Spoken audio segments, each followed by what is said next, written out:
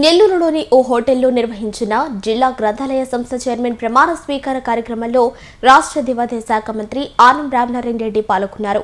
ఈ సందర్భంగా ఆయన మాట్లాడుతూ గ్రంథాలయ చైర్మన్ పదవి అనేది ఏదో ఒక కార్యాలయానికో గ్రామానికో పరిమితమైంది కాదని లక్షలాది మంది యువతకు విద్యావంతులకు జ్ఞానాన్ని పంచే ఒక గొప్ప బాధ్యత అని పేర్కొన్నారు.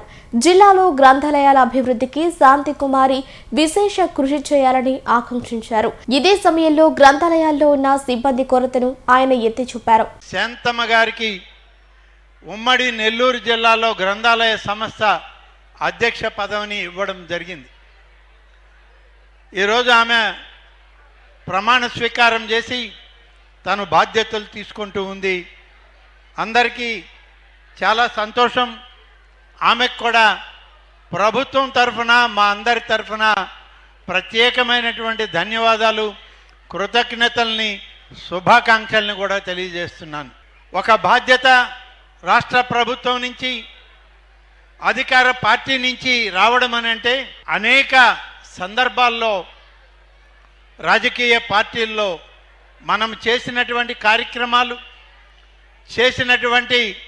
కార్యక్రమాల ఫలితాలు అన్నిటినీ బేరీజు వేసుకున్న తర్వాతనే నాయకత్వం ఎవరికైనా ఒక పదవి ఇవ్వడం అనేటువంటిది జరుగుతుంది.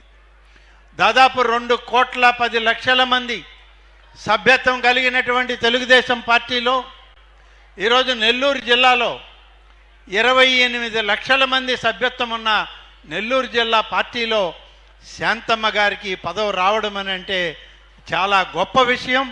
అనేక కార్యక్రమాల్లో వారు ఇచ్చినటువంటి స్ఫూర్తి ఇవాళ మన నాయకుడు శ్రీ చంద్రబాబు నాయుడు గారు వారి ఆలోచన ఈ విధంగా ఉంటుందనేది మనకి తెలుస్తూ ఉంది.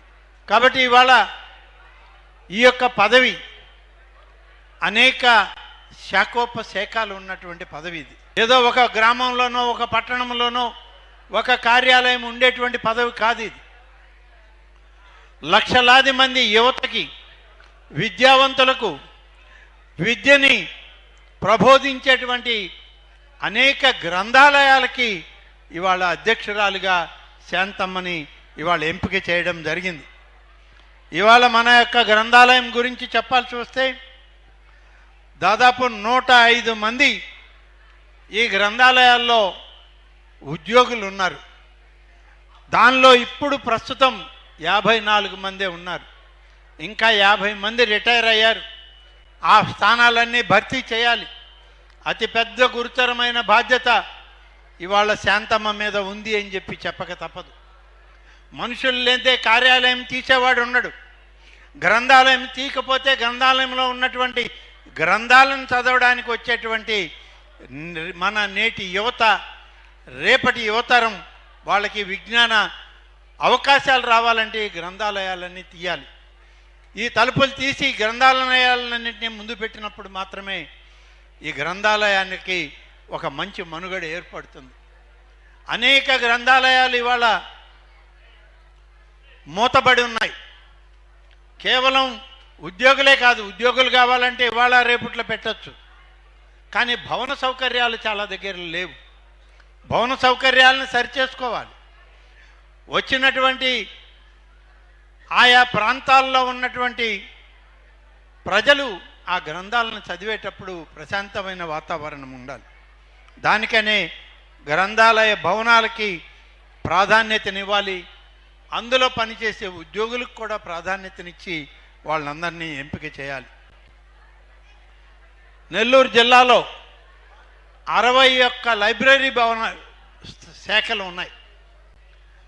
మేజర్ జిల్లా గ్రంథాలయ సంస్థ నెల్లూరు కేంద్రంలో ఉన్న మొత్తం జిల్లా అంతా 61 శాఖలు పనిచేస్తూ ఉన్నాయి. ఈ 61 శాఖల్లో దాదాపు 3 లక్షల మేరకు పుస్తక సంపద ఉంది. ఈ 3 లక్షల సంపదని కాపాడుకోవడం అనేది ప్రధానమైనటువంటి బాధ్యత మనది. ఇవి ఇప్పటివి కాదు, అనేక దశాబ్దాల క్రితం, శతాబ్దాల కాలం నాటి చరిత్రల్ని ఈ యొక్క గ్రంథాల్లో నిక్షిప్తం చేసి ఆ గ్రంథాలన్నిటినీ రాష్ట్ర స్థాయి, కేంద్ర స్థాయిలో ఉమ్మడి ఆంధ్రప్రదేశ్లో ఉన్నటువంటి గ్రంథాలని అన్ని జిల్లాలకి పంపిణీ చేశారు. ఆ చేసినటువంటి పుస్తక సంపద ఇవాళ నెల్లూరు జిల్లాలో కూడా ఉంది. మరి ఈ 61 శాఖల్లో 3 లక్షల పైచిలకు అన్ని రకాల మరి గ్రంథాలు, పుస్తకాలు, ప్రచురణలు ఉన్నాయి. ఒక్క నెల్లూరు నగరంలో ఉన్నటువంటి సెంట్రల్ లైబ్రరీలో దయచేసి మేయర్ శ్రీ రూప్ కుమార్ యాదవ్ గారిని, అలాగే తిరుపతి పార్లమెంటరీ పార్టీ అధ్యక్షురాలు మన మాజీ మంత్రి గారైనటువంటి పనబాక లక్ష్మి గారిని, రూరల్ నియోజకవర్గం నుంచి శ్రీ గిరిధర్ రెడ్డి గారిని వేదిక మీదకి రావాల్సిందిగా కోరుతా ఉన్నాం. కాబట్టి ఇవాళ ఇంత పెద్ద సంస్థ ఇదేదో ఆషామాషి కాదు, అతి పెద్ద సంస్థ ఈ గ్రంథాలయ సంస్థ. 60 శాఖల్లో 3 లక్షల పుస్తకాలు ఉన్నాయంటే అర్థం చేసుకోండి. ప్రతి ప్రాంతంలో ఈ యొక్క నవలలు, గ్రంథాలు, చారిత్రక ఘట్టాలని మనకి తెలిపేటువంటి అనేక పుస్తక భాండారాలు మన దగ్గర ఉన్నాయి. వాటిని కాపాడుకుంటూ, మనం పరిరక్షించుకుంటూ, చారిత్రక అవశేషాలను, సంప్రదాయాలను అన్నిటినీ దృష్టిలో ఉంచుకొని ఈ యొక్క బాధ్యతల్ని నిర్వహించాల్సినటువంటి పరిస్థితి. అలాగే వాళ్ళకి ఆదాయం కూడా ఎక్కడి నుంచో రాదు. పుస్తకాలు చదవడానికి వచ్చిన వాళ్ళంతా రూపాయి, ₹1 ఇచ్చే పరిస్థితి లేదు. మనం ఏర్పాటు చేయాలి ప్రభుత్వ పరంగా. ప్రభుత్వంలో ఒక విధానం ఉంది. లైబ్రరీలు, గ్రంథాలయ సంస్థలన్నీ కూడా ఆర్థిక వనరులను చేకూర్చుకోవాలి అని అంటే మున్సిపల్ కార్పొరేషన్లు, మున్సిపాలిటీల నుంచి సెస్ విడుదల చేయాలి. వాళ్ళకి జిల్లా పరిషత్ నుంచి సెస్ విడుదల చేయాలి. నాకు ఇప్పుడు చెప్పినటువంటి మా అధికారులు ఇచ్చినటువంటి లెక్క చూస్తే మొత్తం మీద శాంతమ్మ మంచి ఆర్థిక పటుత్వం కలిగినటువంటి శాఖను పట్టిందాను. అయితే లోపల ఏముందో నాకైతే తెలియదు. దాదాపుగా 48.5 కోట్ల రూపాయల డబ్బు ఉంది ఆమె దగ్గర. సేకరణ 48.5 కోట్లు ఉన్నాయి శాంతమ్మ దగ్గర ఇప్పుడు. ఇప్పుడు ఉంది 48,59,00,000 రూపాయలు ఈ గ్రంథాలయ సంస్థ జాబితాలో, అకౌంట్లో నిధులు. ఇవన్నీ ఎక్కడున్నాయంటే మున్సిపాలిటీల్లో, మున్సిపల్ కార్పొరేషన్లో, జిల్లా పరిషత్తులో అకౌంట్లలో ఈ డబ్బు లెక్కలో ఉంది. ఆ డబ్బు ఇక్కడికి రావాలి. డబ్బు రాదు. దానికేమి కాళ్ళు లేవు, చేతులు లేవు, దానికే అది రాదు. శాంతమ్మే అక్కడికి పోవాలా, ఈమె ధర్నా చేయాలా, తలుపు కాడ కూర్చోవాలా. మేయర్నో చైర్మన్నో మా రూపున్నాడు ఇక్కడ, వాళ్ళ దగ్గర కూర్చొని నా డబ్బు ఇస్తావా సస్తావా అంటేనే నీకు డబ్బులు వస్తాయి తల్లి, లేకుంటే రావు. మా దగ్గర ఉంటే నేను ఇచ్చేవాడిని, కానీ నా దగ్గరలో ఉండేది రూప్ దగ్గర ఉంది డబ్బు అంతా. కాబట్టి ఒక్క మున్సిపల్ కార్పొరేషనే 41,76,00,000 ఇవ్వాలి. Municipality Kavali 1,23,00,000, Gudur municipality 1,20,00,000, Atmakur municipality 64,00,000, Venkatagiri municipality 76,00,000, Naidupeta municipality 65,00,000, Sullurpeta municipality ఏమి ఇవ్వబడలేదని రాసింది. బుచ్చిరెడ్డిపాలెం మున్సిపాలిటీ కూడా మొన్ననే వచ్చింది, 31,00,000 ఇవ్వాలి వాళ్ళు కూడా.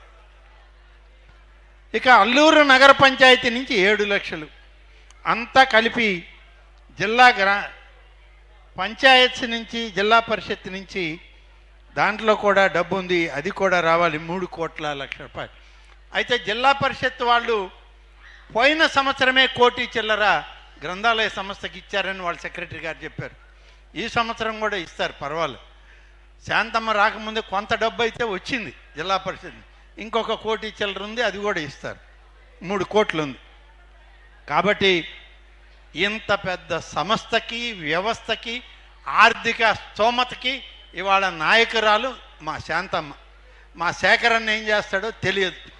కాబట్టి శేఖరన్న వెన్నుదన్నుగా నిలబడి శాంతమ్మ చేత ఈ యొక్క గ్రంథాలయ సంస్థని దాన్ని పూర్తి స్థాయిలో ప్రక్షాళన చేసి మళ్ళీ ఆ గ్రంథాలన్నిటినీ ఈ సమాజానికి ఉపయోగపడేటువంటి కార్యక్రమం కింద రూపుదిద్దాలి. దానికి ఆమె నిజాయితీగా నిష్కలంకంగా పనిచేస్తుంది అని కాబట్టే మన ముఖ్యమంత్రి గారు ఆమెకి ఇంత పెద్ద బాధ్యతను అప్పచెప్పారు అని చెప్పి ఈ సందర్భంగా తెలియజేస్తా ఉన్నాం. కాబట్టి ఆమెకి ఆ ఓపిక ఉంది, సహనం ఉంది. శేఖరన్నను భరించిందంటేనే తెలుస్తుంది కదా ఆమె సహనం మనకి. కాబట్టి ఏమి ఇబ్బంది లేదు. శేఖరన్న తిట్టినా పర్వాలేదు, నన్ను అప్పుడప్పుడు కొడుతుంటాడు ఈపు మీద. కాబట్టి ఆమె ఓపికగా పనిచేస్తుంది, మన సమస్యల్ని మెరుగుపరుస్తుంది, ప్రజలకు ఉపయోగపడుద్ది. కాబట్టి ఇంత పెద్ద బాధ్యతలు శాంతమ్మ గారి మీద ఉన్నాయి. ఆమెకు భగవంతుడు అన్ని విధాల తోడుగా నిలవాలి. తెలుగుదేశం పార్టీతోటి కూటమి నాయకత్వం అంతా ఆమెకు అండగా నిలుస్తుంది. మన జిల్లాలో గ్రంథాలయ వ్యవస్థని పూర్తి స్థాయిలో ప్రక్షాళన చేసి ముందుకు నడిపిద్దామని చెప్పి తెలియజేస్తూ, నీకు అందరూ తోడుగా ఉంటాం తల్లి, ధైర్యంగా ముందడుగు వేయి అని చెప్పి ఆమెని ఆశీర్వదిస్తూ, ఆమెని నాకన్నా చిన్నది కాబట్టి ఆమెను కోరకూడదు, ఆశీర్వదించాలి. ఆశీర్వదించడానికే నన్ను పిలిచింది కూడా ఆమె. కాబట్టి అందరి ఆశీస్సులు ఆమెకు ఉండాలని ఈరోజు నేను అనుకుంటూ వారికి ప్రత్యేకంగా ధన్యవాదాలను తెలియజేస్తూ